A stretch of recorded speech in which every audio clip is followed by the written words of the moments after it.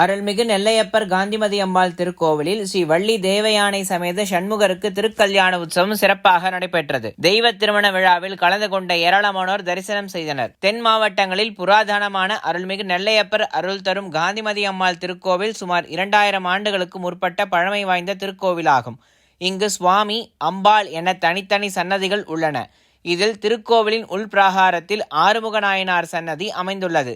அங்கு மூலவர் ஆறுமுக நாயனார் வள்ளி தேவயானையுடன் காட்சி தருகின்றார்.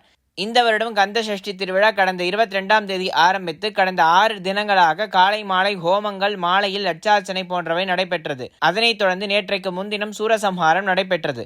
நேற்றைய தினம் திருக்கல்யாணத்தை முன்னிட்டு சன்னதி முன் அமைத்துள்ள அலங்கார மண்டபத்தில் உற்சவர் வள்ளி தேவயானை சமேத சண்முகர் மற்றும் மூலவருக்கு சிறப்பு அலங்காரம் செய்யப்பட்டிருந்தது. திருக்கல்யாண நிகழ்வாக கும்பம் வைத்து ஹோமங்கள் நடைபெற்றது. முதலில் மூலவர் வள்ளி தேவயானை சமேத ஆறுமுக நாயனாருக்கு காப்பு கட்டி மாலைகள் மாற்றி திருமாங்கல்ய தாரணம் நடைபெற்றது. அதனைத் தொடர்ந்து உற்சவருக்கு காப்பு கட்டும் நிகழ்ச்சியும் மாலை மாற்றுதல் வைபவமும் நடைபெற்றது. பக்தர்களுக்கு வெற்றிவேல் முருகனுக்கு அரோகரா என்ற சரண கோஷங்களில் ஸ்ரீ சண்முகருக்கு தேவயானை மற்றும் வள்ளியை தாரை வார்த்து கொடுக்கும் வைபவமும் நடைபெற்றது. அதனைத் தொடர்ந்து பக்தர்களின் அரோகரா கோஷங்களுடன் திருமங்கல்ய தாரணம் வெகு விமர்சையாக நடைபெற்றது. அதனைத் தொடர்ந்து சுவாமி அம்பாளுக்கு பன்னீர் தெளித்தல், நலங்கிடுதல் வைபவம், கண்ணாடி காண்பித்தல், பாலும் பழம் கொடுத்தல் மற்றும் மாப்பிள்ளை பெண் பெயரிடுதல் நிகழ்வும் நடைபெற்றது. மூலவர் வள்ளி தேவயானை சமேத ஆறுமுக நாயனாருக்கு சண்முகார்ச்சனை நடைபெற்றது.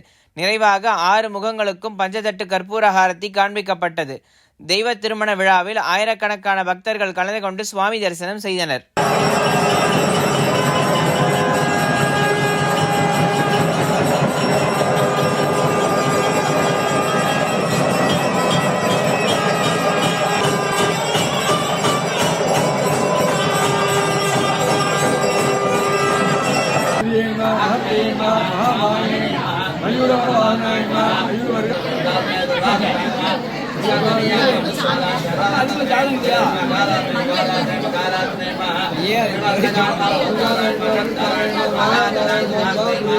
Yeah.